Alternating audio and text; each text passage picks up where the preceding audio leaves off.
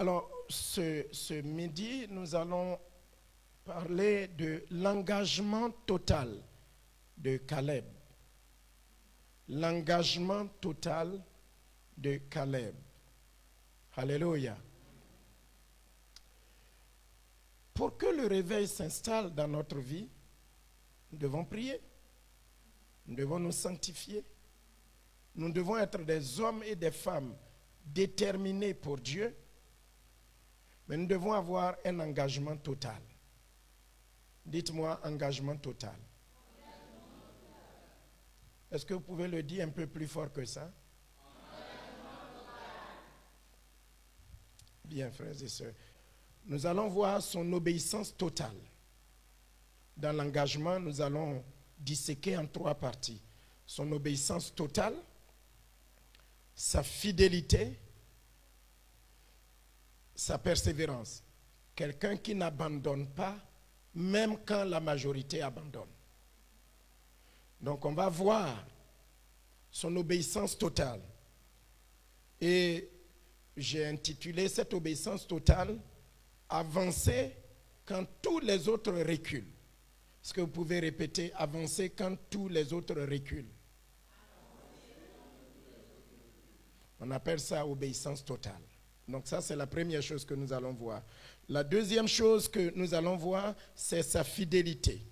C'est persévérer quand tous les autres tombent.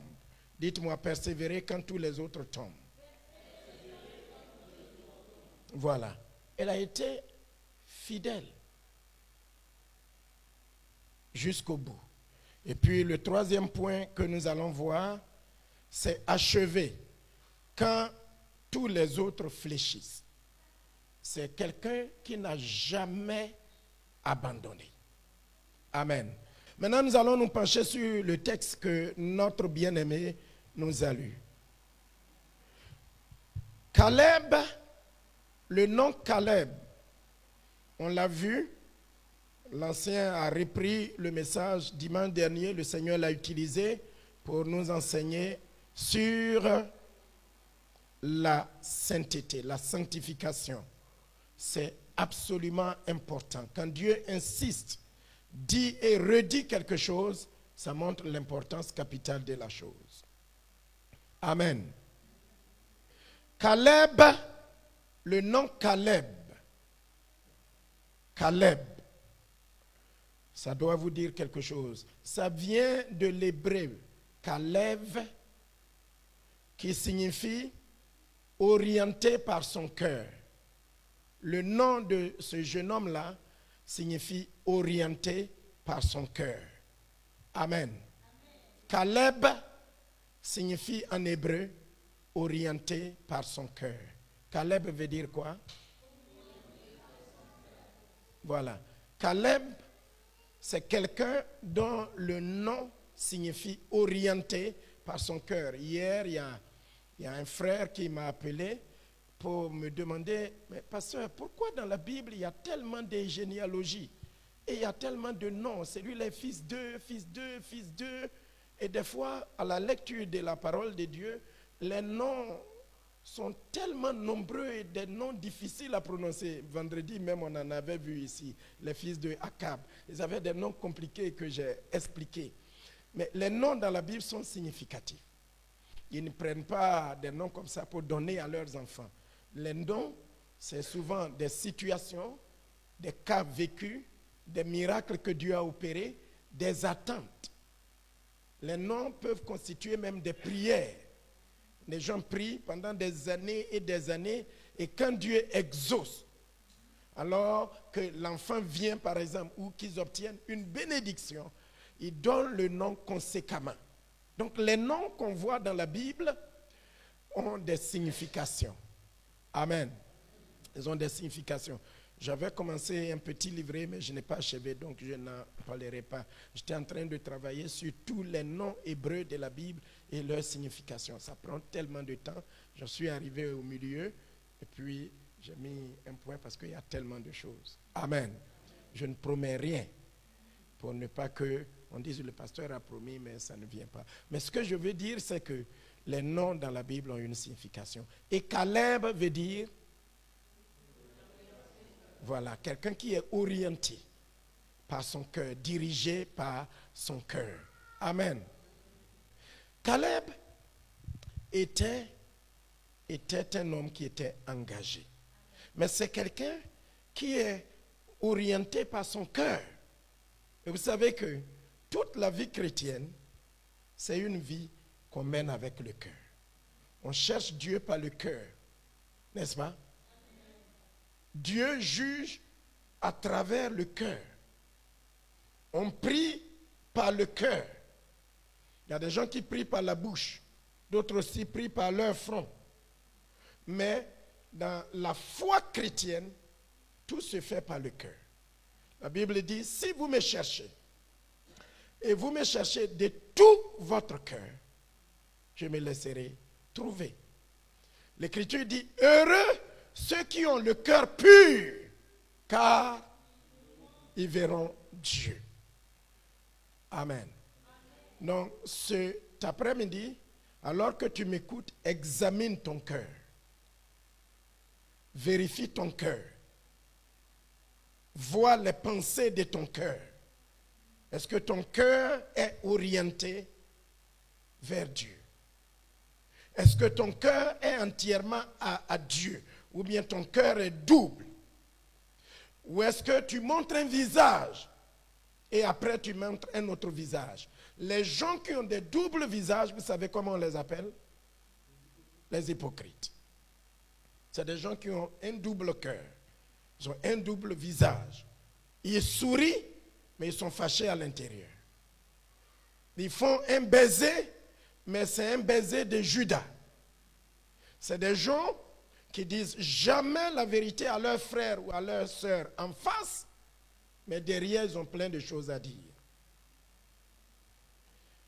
Caleb signifie orienté par son cœur. Lorsque nous nous penchons sur la vie de Caleb, il y a une phrase qui revient, et l'une de ces phrases a été lue par notre bien-aimé tout à l'heure.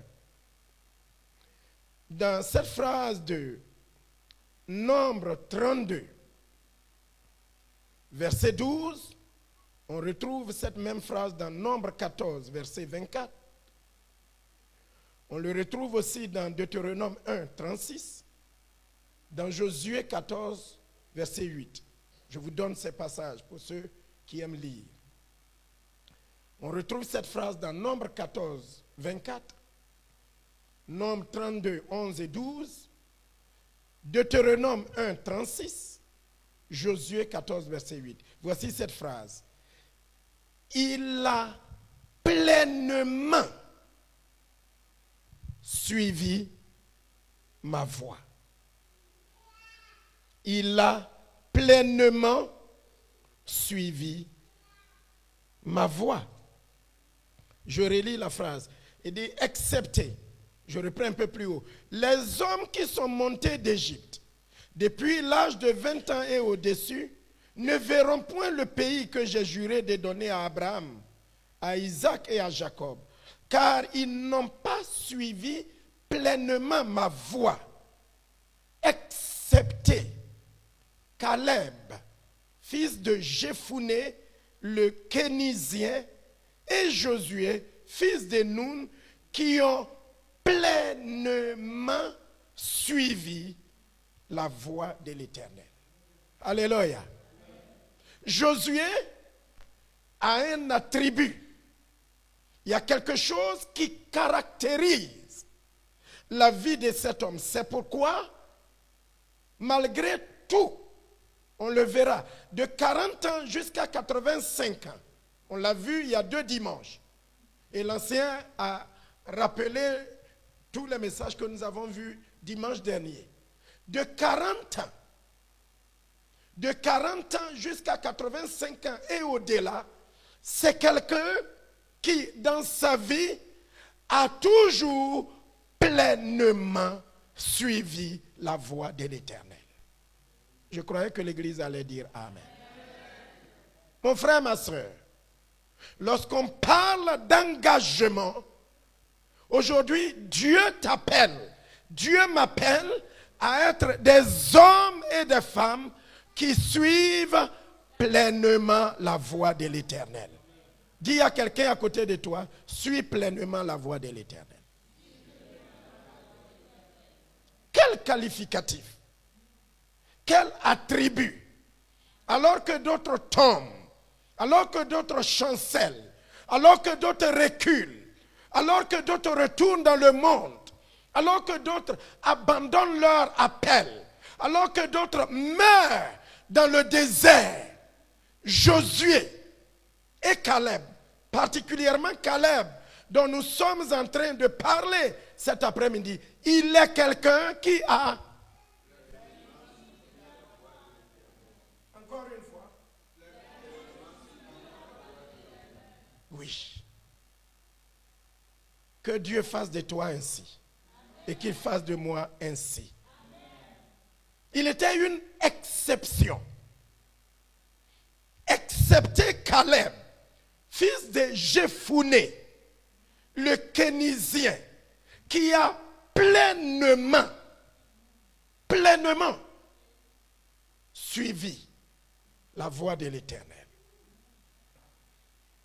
Et ce mot-là, dans les passages que je vous ai donnés, Nombre 14, 24, Nombre 32, 11 à 12, Deutéronome 1, 36, Josué 14, 8 et 9, il y a même Josué 14, 14. À cette reprise, 7 fois, le Saint-Esprit fait répéter dans les Écritures cette phrase au sujet de Caleb. C'est pour nous montrer la qualité de la foi, la qualité de l'engagement de ce monsieur. Et cette qualité de foi, cet engagement comprend aussi l'obéissance complète à Dieu et le don total, la consécration totale de Caleb à son Dieu. Alléluia. Qui était Caleb? Et pourquoi ce monsieur, de 40 ans jusqu'à au-delà de 85 ans, ce monsieur avait tellement d'énergie pour Dieu? Qui est-il? D'où puisait-il sa force? Pourquoi était-il déterminé à entrer dans son héritage? Pourquoi alors que les autres tombaient dans le désert, ils mouraient dans le désert, d'autres abandonnaient, d'autres voulaient retourner en Égypte? Pourquoi ce monsieur était si déterminé, tellement engagé pour aller jusqu'au bout? Il pouvait,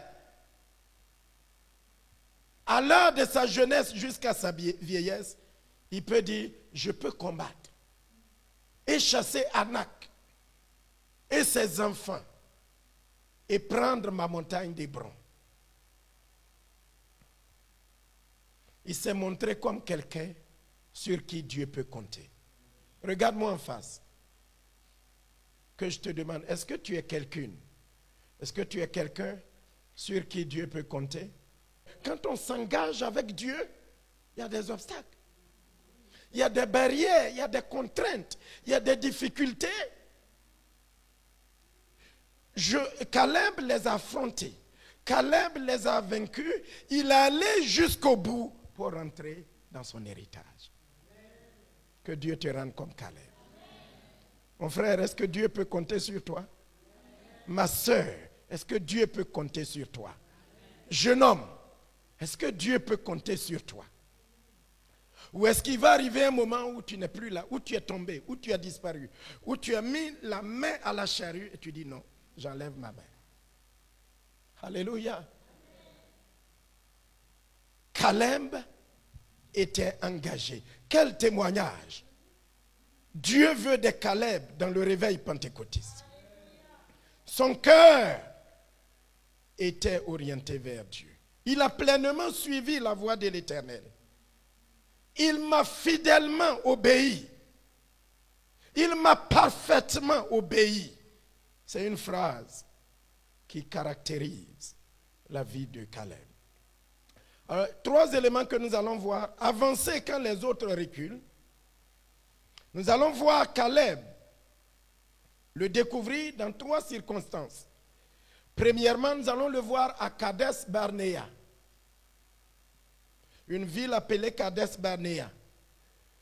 Deuxièmement, nous allons le voir dans le désert. Et enfin, nous allons le voir à Canaan.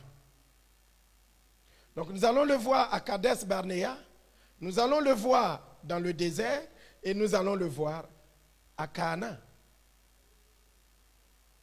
La délivrance d'Israël, lorsqu'ils se sont retrouvés dans le désert et que tout le monde murmurait et que tout le monde s'est rébellé contre Dieu, tout le monde s'est opposé à Moïse, au serviteur de Dieu, tout le monde a dit non, il ne nous a pas sauvés pour nous amener sur une terre découlant de lait et de miel.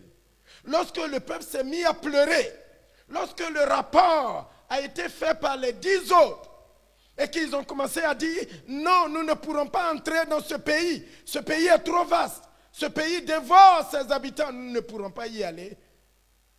Caleb était là. Il a dit, nous allons y aller.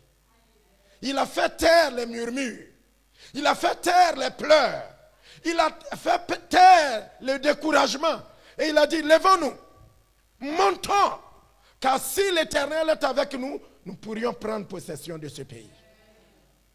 C'est quelqu'un qui était engagé et qui comptait sur Dieu. Il sait que tout ce que Dieu dit, c'est signé, c'est décrété, ça se réalisera. Alléluia. Il était là dans toutes les étapes. À Kades Barnea, dans le désert, alors que les rebelles tombaient comme des fourmis, à cause de l'attitude de leur cœur, des mauvaises pensées qui étaient dans leur tête et de leurs agissements, alors qu'ils périssaient. Toute cette génération, il était une exception. Que Dieu fasse de toi une exception dans cette génération et dans les générations à venir. Alors qu'arrivés à Canaan, les autres se sont tentés de Canaan et ne voulaient pas chasser les Cananéens et qu'ils ont voulu habiter à Canaan avec les Cananéens. Il a dit, moi, de la tribu de Juda, la terre que Dieu m'a donnée, je n'habiterai pas avec Anak et avec ses enfants. Je suis âgé, j'ai 85 ans. Mais si Dieu est avec moi, ma terre qui m'a été donnée, ma montagne qui m'a été donnée, c'est la propriété privée. Dieu est avec moi, je vais prendre Hébron et je vais y habiter sans Anak et sans ses enfants. Quelqu'un qui est allé jusqu'au bout. Je vous montrerai, si le temps nous permet, comment certains cohabitent. Ils flattent avec le péché. Ils s'amusent avec le monde. Ils font des compromis. Et difficilement, ils entrent dans leur héritage. Ce que Dieu nous a donné est à nous. Et ça ne se partage pas avec le diable. Ça ne se partage pas avec les géants. Amen. Nous devons vivre sans compromis. Nous devons vivre sans laisser des miettes même tomber pour le diable. Parce que quand le diable a affaire avec toi, il ne te ménage pas. Quand il réussit à s'emparer de toi, l'ancien l'a montré ici. Lorsque Gédéon et les enfants d'Israël, la main des Madianites, la main des ennemis était devenue forte sur eux, ils ne les ont pas ménagés, ils les ont encerclés. Ils les ont entourés. Quand ils cultivaient, ils venaient prendre leur récolte. Et ils mouraient de faim. Ils n'ont pas dit, bon, laissons quelques miettes pour les enfants d'Israël. Avancer quand tous les autres reculent. Ou l'obéissance totale. Quand nous allons dans Nombre 13, 1 à 16, à Kades Barnea, tout le peuple est sur le point d'entrer dans le pays promis, dans la terre promise. Le peuple qui est sauvé est sur le point d'entrer dans la terre promise. Et Moïse, qui était leur leader, a décidé d'envoyer 12 espions. Vous connaissez l'histoire. 12 chefs de tribus, nombre 13, 1 à 16, de les envoyer pour aller regarder le pays, la configuration du pays, la longueur du pays, la largeur du pays, la profondeur du pays, la richesse du pays, comment le pays qui est leur héritage était. Donc Moïse choisit 12 chefs des 12 tribus d'Israël et il leur dit, comme vous êtes les chefs, allez regarder le pays. Allez voir comment le terrain est. Ce choix est décrit dans Nombre 13. Et les 12 hommes montent dans le pays. Ils explorent les vallées, les montagnes. Ils regardent tout. Ils observent les arbres. Ils observent tout ce qui est dans le pays. Alléluia! Est-ce que l'église de Dieu est là? Ils regardent tout. Et j'ai un autre sermon que nous allons voir là-dessus. Je ne vous donne pas le titre maintenant, mais on le verra peut-être la semaine prochaine si Dieu nous fait grâce. Ils s'en vont observer le pays et ils voient des merveilles. Je vous lis seulement un verset qu'on relira la semaine prochaine. Nombre 13, le verset 23, je le cite. Ils arrivaient jusqu'à la vallée d'Escol, où ils coupèrent une branche de vigne avec une grappe de raisin qu'ils portèrent à deux au moyen d'une perche. Ils prirent aussi des grenades et des figues. Amen. Ils sont allés explorer le pays et ils ont coupé une grappe de raisin. Vous me suivez, Église de Dieu? Sœur Renée, tu es avec moi? Alléluia. Ils ont coupé une grappe de raisin. Mais la grappe de raisin était tellement costaud, était tellement bénie. Une grappe de raisin, vous connaissez les raisins, non? On en mange. Une grappe de raisin sur la terre promise qu'ils sont allés explorer. Cette grappe-là était tellement costaud, était tellement bénie qu'ils étaient obligés de porter à deux. Ils ont mis une perche là-dedans. Ancien, viens m'aider. Pose ton cahier de notes. Ils ont pris une perche. La grappe était tellement costaud qu'ils ont pris une perche et ils ont mis la grappe sur leur cou et puis tous les deux. On porte, on s'en va. Alléluia. Je vous pose maintenant, merci mon ancien. Ce pays-là est comment? Une grappe de raisin, vous connaissez grappe de raisin? Qu'on achète là, on prend ça avec nos mains comme ça. Mais la grappe de raisin de la terre bénie, la terre que Dieu promettait aux enfants d'Israël, une grappe de raisin, c'était tellement costaud que ces deux personnes qui sont obligées de mettre une perche là-dedans et de le porter sur leur cou. Cette terre-là est comment, maman? Elle est bénie. Elle est riche. C'est une terre prospère. Voici là où Dieu les amenait. Waouh! Gloire à notre Dieu. Dieu a un plan pour ta vie. Dieu a un projet pour nous en tant que son peuple. Je n'ai jamais vu. Je me suis rendu en Israël pour aller vérifier cette réalité. Et j'ai vu des oranges. On ne peut même pas prendre ça pour dessert. Oh! Quand tu cueilles une orange, tu vas dans un kibbutz, que tu cueilles une orange, c'est même pas pour ton dessert, toute ta famille. Quand vous mangez, vous n'avez même plus besoin de plat. Et c'est tellement succulent.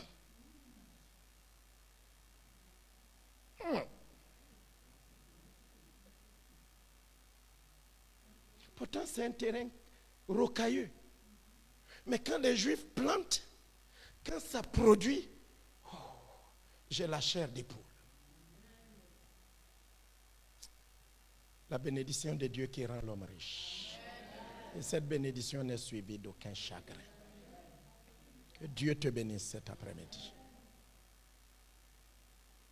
Quand ils sont allés, une grappe de raisin, un homme ne peut pas porter seul. Ils étaient obligés de porter à deux. C'est ce qu'on appelle la bénédiction. Et ils en ont ramené en Israël. Ils ont cueilli de tous les fruits, les 12, et ils ont ramené en Israël. Mais quand ils sont arrivés, quand ils sont revenus en Israël, ils ont fait un rapport qui est complètement le contraire. Les 10. Ils ont fait un rapport, ils disent, oui, le pays est béni.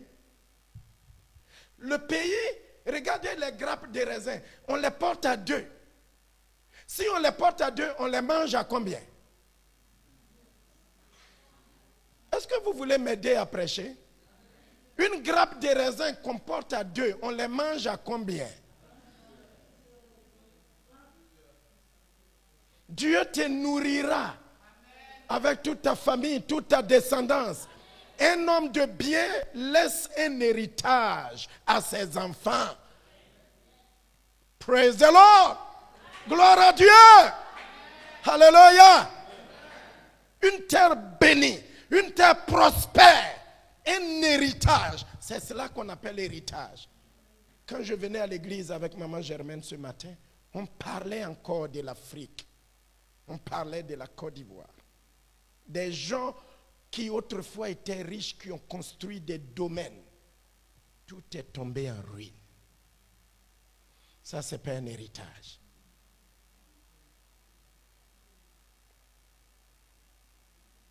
Mais quand ces 10 chefs de tribus sont revenus, au lieu d'encourager le peuple et de dire au peuple, montons, allons prendre possession de ce pays. Regardez, le fruit de ce pays témoigne déjà de la grandeur, de la beauté, de la bénédiction. Ce que Dieu a promis, il va le réaliser. Ils ont dit non.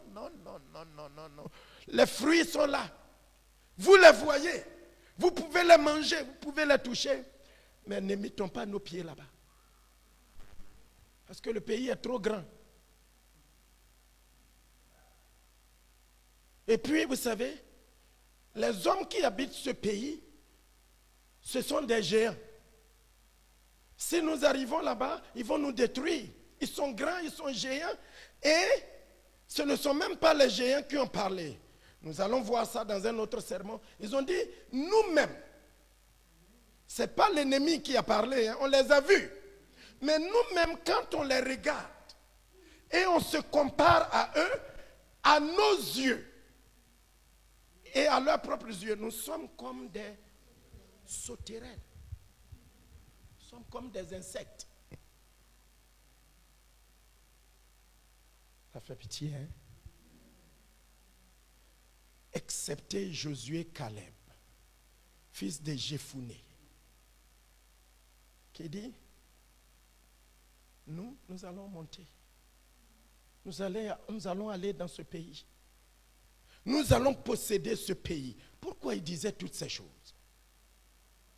Parce qu'il savait que la terre est bénie. C'est Dieu qui a donné cette terre. Elle est habitée par des géants. Mais le Dieu d'Israël, le Dieu qui a donné, il est plus géant que les géants. C'est ce Dieu-là, c'est ce portrait-là que je veux te montrer de Dieu. Pas des chrétiens qui commencent à dire, les sorciers m'embêtent. Il y a ceci qui me fatigue. Il y a ça qui est dans ma famille. Il y a ceci qui... Les Africains aiment chanter les louanges des démons. Ils aiment glorifier Satan. Ils voient Satan partout. Moi, je vois mon Dieu. Un Dieu grand. Un Dieu géant. Un Dieu puissant. Un Dieu fort. Un Dieu élevé. Un Dieu au-dessus de tout. Un nom qui est au-dessus de tout nom. Oh, alléluia. Un nom merveilleux. Dieu lui a donné un nom qui est au-dessus de tout nom, dans lequel tout genou fléchit dans les cieux, sur la terre, sous la terre, et toute langue confesse que Jésus-Christ est Seigneur, à la gloire de l'Éternel. Notre Dieu est le géant des géants. Alléluia. Il ne donne pas une terre pourrie, une terre qui est desséchée, qui est craquelée. Même si elle est desséchée et elle est craquelée, c'est lui qui crée la pluie, qui crée le soleil. C'est lui qui change les temps et les circonstances. Et notre Dieu est un géant. Est-ce qu'il y a quelqu'un dans cette salle qui est témoin et qui peut dire avec moi, mon Dieu est un géant? Il est le géant des géants. Oh, alléluia. Caleb est quelqu'un qui avance alors que tout le monde recule. Lorsque tous les autres ont rendu ce rapport et qu'ils ont fait sortir le côté négatif de la terre visitée, lui et Josué, ils réagissent positivement. Un homme engagé, un chrétien engagé, ce que Dieu veut de toi et de moi dans cet engagement, c'est que alors que tout le monde recule, alors que tout le monde retourne dans le monde, alors que tout le monde baisse les bras, un homme ou une femme engagée réagit positivement. Il réagit positivement. Il va de l'avant. Il avance. Est-ce que tu avances ou bien tu recules? Est-ce qu'aujourd'hui tu veux rebrousser chemin et avancer et aller de l'avant? Caleb les a fait taire. Il s'est levé et il a réagi. Pourquoi il a ainsi réagi? Parce que les bénédictions divines sont toujours accompagnées d'épreuves. Toutes les bénédictions divines que Dieu nous a promises, l'héritage que Dieu nous a promis est toujours accompagné d'épreuves. Qu'est-ce que j'ai dit?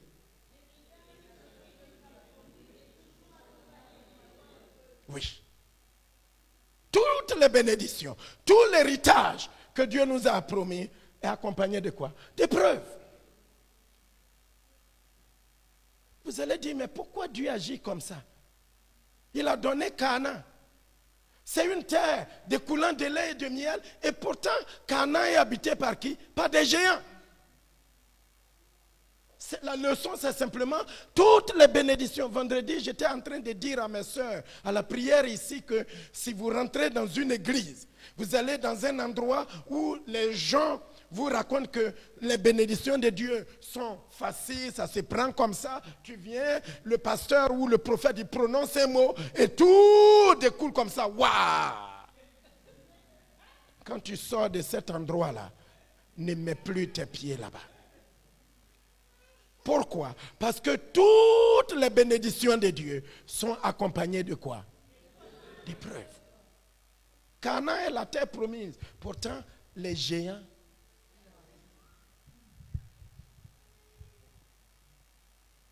Ici, nous ne prêcherons pas un autre évangile. Et pour ça, il y a certains qui viendront, après ils vont rebrousser chemin. Ils vont reculer. Ils vont partir. Ils vont s'en aller, ils vont continuer de chercher, de cogner leur tête, de faire tout ce qu'ils veulent. Mais nous, les Caleb, alléluia, nous allons continuer d'avancer alors que les autres. Est-ce que vous êtes avec moi? Est-ce que vous voulez être un Caleb? Parce que toutes les promesses de Dieu, toutes les bénédictions de Dieu sont semées d'obstacles. Vous croyez que Jésus lui-même, quand il est venu du ciel, il allait faire comme ça, d'un tour de main, de baguette magique, et tous les hommes sont sauvés, et puis, waouh, on se retrouve au paradis. Oui. Vous voyez comment il a souffert? Vous voyez comment il a été maltraité? Vous voyez comment on lui a craché dessus? Jusqu'à ce qu'il soit pendu sur le bois. C'est de ce salut-là qu'il est question. Et quand quelqu'un a embrassé ce salut-là, il ne peut plus s'amuser, il ne peut plus jouer avec ça. Il ne peut plus laisser tomber son salut à terre. Malgré les obstacles, malgré les barrières, malgré les difficultés, les injures, les accusations, la faim, la soif. Le salut que Jésus lui a donné, c'est tellement précieux, ça coûte tellement cher. La personne tiendra son... La personne sera... On va trancher la personne, on va couper la personne, on va tout faire de la personne. Il tient son salut comme ça. Vous savez pourquoi? Parce que quand tout le monde retourne, la personne fait quoi? C'est ça l'engagement. Est-ce que c'est votre cas? Le temps est fini. Mais je vous ai donné les 3 clés, donc même si je n'ai pas fini de tout déchiffrer, excepté Josué, il était une exception. Il était une exception. Alléluia. D'autres tomberaient. D'autres vont retourner. D'autres vont abandonner. D'autres vont retourner en Égypte. Mais soyons des gens qui avancent. Quand les 10 ont rendu le rapport, en attendant ces nouvelles, le peuple murmure et s'emporte contre Moïse. Mais Caleb fit taire le peuple et s'écria, montons, emparons-nous du pays, nous y serons vainqueurs. Voilà un homme sur qui Dieu peut compter.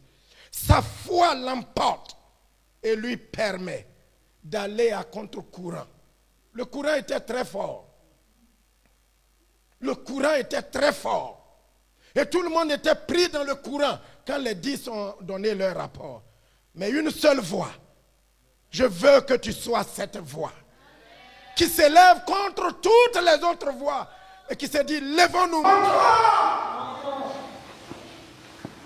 Dieu nous donnera la victoire. Amen. Il était animé d'un esprit d'engagement. À Caleb Barnéa, Caleb a pris position pour Dieu, au risque même d'être lapidé. Je crois que l'ancien le montrait dans un des messages. Tout le peuple s'est mis à pleurer, à mettre la main sur la tête, à pleurer. Ils étaient prêts à lapider Moïse, à lapider. Parce que vous voyez, c'est un rapport. Vous me suivez? L'esprit me fait insister là-dessus. Mais c'est un rapport. Vous êtes 12. Vous avez visité un endroit. Vous revenez, il y a 10 qui disent que c'est vrai, le pays est béni, mais il est trop large. Et des fils d'Anak, des géants habitent. Ils se sont mis à dénigrer le pays. Et Dieu, vous croyez que ça va être comment? C'est au péril de leur vie. Ils marchaient à contre-courant. Ils méritaient d'être lapidés. Mais ils sont déterminés. Ils ont un courage sans faille. Ils savaient en quel Dieu ils ont mis leur foi. Voilà ce que Dieu nous demande, frères et sœurs. Amen. Qu'on soit animé d'une détermination, d'un engagement qui nous donne le courage, Amen. la foi, l'obéissance totale. Il y a des gens souvent qui appellent, mais pasteur, est-ce que l'église est encore ouverte? Et oui. Et parfois, derrière, il y a une tata qui disait à quelqu'un qui téléphonait, mon pasteur a dit que pendant juillet ou pendant août, même si on est 2, l'église est ouverte. Ceux qui sont allés en vacances, ils vont revenir. Ils ne sont pas morts. Ils sont allés en vacances. Si on est 2, on va dire, bon, écoutez, l'église est fermée pour 2 mois.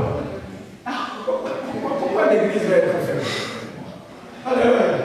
On est seul, on ne peut pas adorer. On est 2, on ne peut pas adorer. On peut louer, on peut. Là, on est en train d'écouter la parole de Dieu. Est-ce que quelqu'un est mort?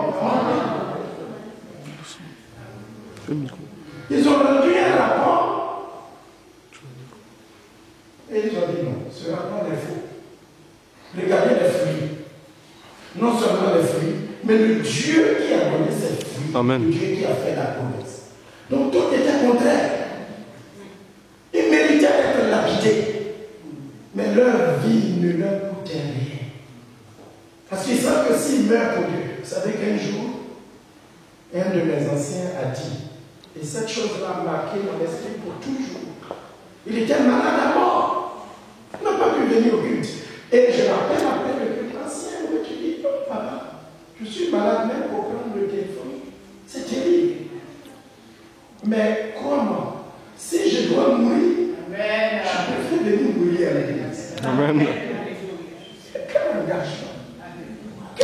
terrible. Vendredi, je racontais comment en Afrique, et peut-être vous en savez quelque chose, je ne citerai pas le nom.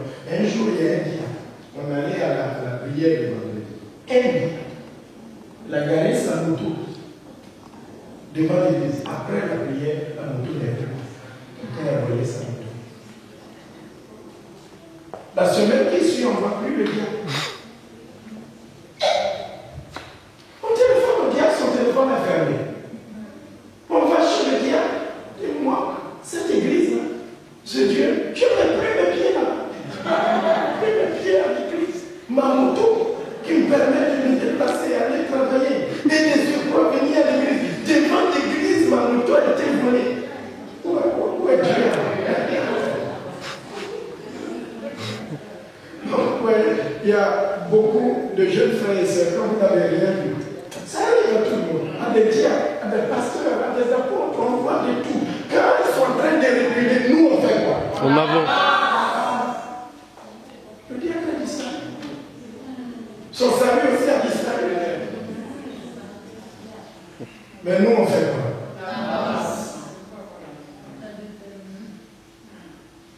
Une moto, c'est quoi? C'est important, mais c'est quoi?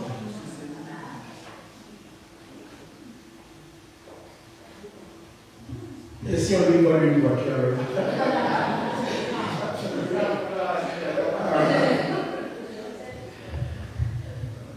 c'est un signe d'immaturité des gens qui n'ont rien compris. Et dans ça, il risque même d'entraîner ceux dont la foi est légère. C'est le bien que ça va. Si sa moto a été volée, que Dieu ne l'a pas protégé, n'a pas protégé sa moto qui s'en va, moi c'est le bien. Ou à l'homme. Mais Caleb, dites avec moi, mais Caleb. On vole ma moto. On n'a pas volé ma moto. Il pleut, il neige, j'ai mangé, je n'ai pas mangé. Ce terrain-là, cet héritage-là n'est qu'un héritage qui est éternel. C'est tellement bon, rien ne peut me détourner d'aller jusqu'au bout. Pour entrer dans le monde. Amen. Le Dieu dise Amen. Amen.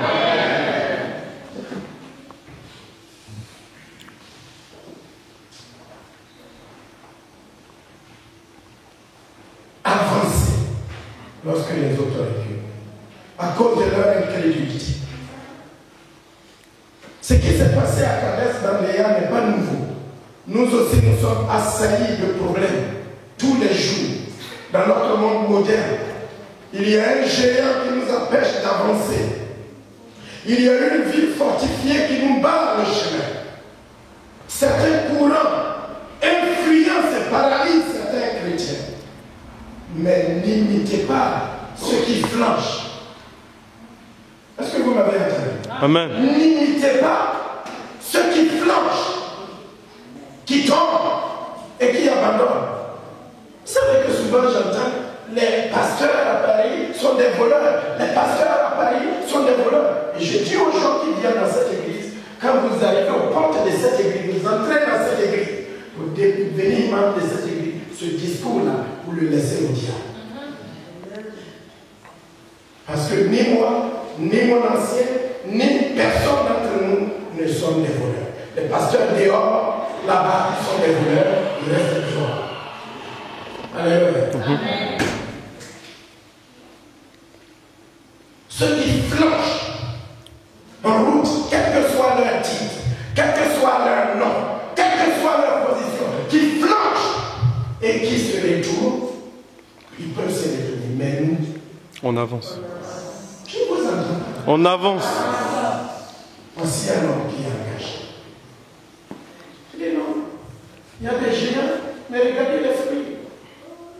Montons, possédons le pays, allons de l'avant pour prendre possession de cet héritage-là que Dieu nous a donné. Nous n'allons pas laisser là rentrer dans une majorité de défaitistes et vivre dans la défaite. Même si on est Dieu, nous allons aller. Amen. Je vous fais remarquer, le temps est fini. Je n'ai pas pu débattre les deux autres. Je vais m'arrêter. On va va prier, faire nos offrandes et rentrer. Mais vous remarquez que tout à l'heure, dans la lecture de notre sœur, elle disait que Caleb est fils de Jephuné, le Kénisien.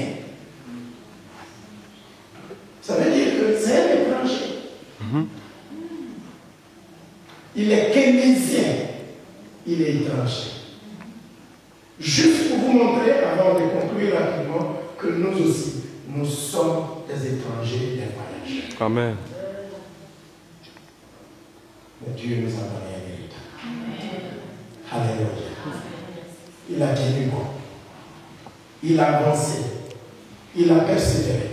Ensuite, je conclue rapidement, il a persévéré alors que tous les autres tombent. Alors que tout le monde était en train de tomber, lui, il est resté debout.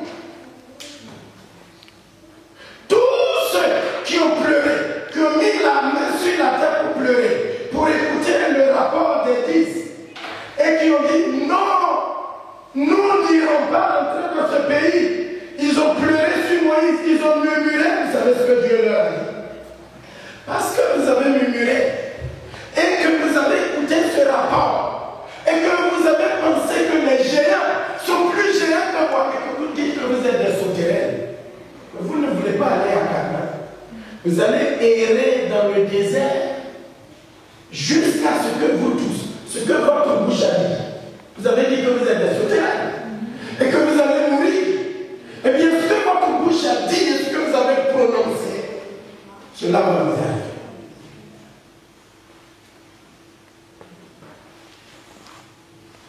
Et à cause de ces gens-là, toute une génération, pendant 38 ans, au lieu d'aller à Canaan, Dieu les a fait promener dans le désert. Ils tournaient avant comme ça dans le désert. Pendant 38 ans. Et ils sont tous morts. Excepté Josué et Caleb. Ils sont restés avec une nouvelle génération qui est née. Ceux qui ont des yeux spirituels verront que dans l'œuvre de Dieu, la génération des hommes et des femmes qui murmurent, qui se rebellent, comme la parole de Dieu nous le disait, ils vont tourner en rond. Et ce qu'ils disent, ce qu'ils ont dans leur cœur, dans leur tête, ce sur quoi ils vivent et ils se nourrissent de ça, c'est la même chose qui va leur arriver.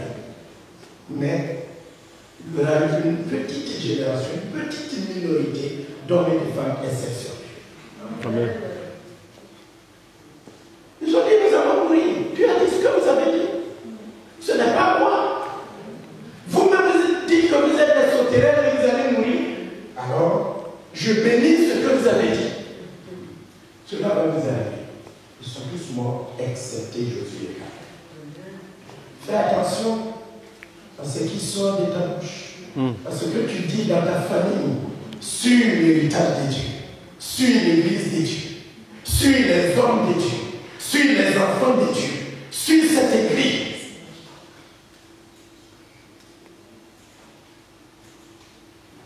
Ils ont dit, nous allons mourir. Dieu a dit. Maintenant, on dit, qu'on soit. Vous avez dit que vous allez mourir. Et puis, même pas ce qu'ils ont été dit. Mais Jésus est resté debout. Et pendant ce temps-là, il pouvait lui aussi se mettre à murmurer et dire, mais pendant 38 ans, moi je veux aller à Canaan. Et à cause de ces gens-là, je suis retardé. Pendant 38 ans, je veux aller. Il est resté calme. Il est resté droit. Il a attendu et les autres étaient en train de tomber comme des fourmis et des sauterelles. Tous étaient en train d'être exterminés et lui, il est resté droit. C'est tellement profond. J'espère que vous comprenez. Amen. Soyons une exception dans cette génération. Amen. Soyons une exception dans ce pays.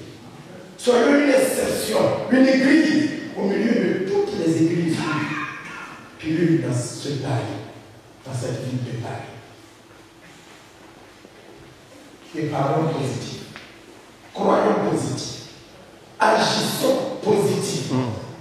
Ne polluons pas nos pensées, nos cœurs, nos familles et le cœur des autres avec des pensées pourries. Amen.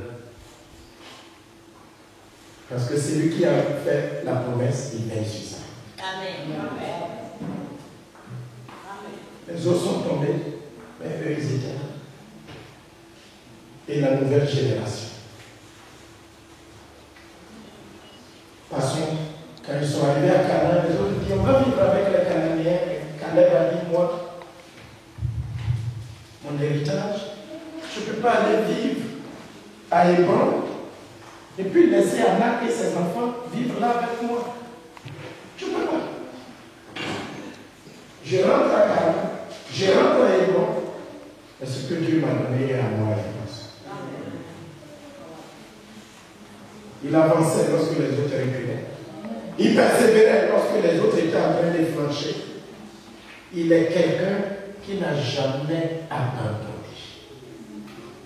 Est-ce que tu es de ceux qui abandonnent? Parce qu'il y a des gens qui s'effondrent dans la masse. Quand tout va bien, alléluia, Hosanna, tout va bien. Mais quand c'est dur, et que c'est dur, ne veulent pas aller jusqu'au bout du combat, ils abandonnent. Nous ne sommes pas de ceux qui abandonnent. Est-ce que j'ai des gens ici comme ça? Non. Il faut dire avec moi, nous ne sommes pas de ceux qui abandonnent. Nous ne sommes pas de ceux qui abandonnent. Dans la vie spirituelle, dans cette église, même dans ta vie, à Paris, ici où tu es venu pour travailler, pour te faire une vie, tu vas avoir des chiens.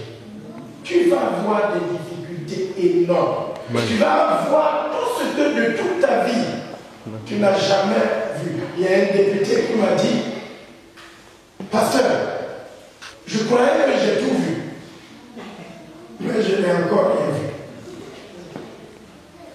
Tu verras des choses, mais les franchement, n'abandonne pas, ne baisse pas les bras, ne baisse pas les bras. Amen. Ne tourne pas, ne tourne pas, ne cède pas, ne tombe pas. Si tu tombes, relève-toi, tiens bon, Amen. avance, allons jusqu'au bout, parce que c'est lui qui a fait la promesse est fidèle. J'ai fini.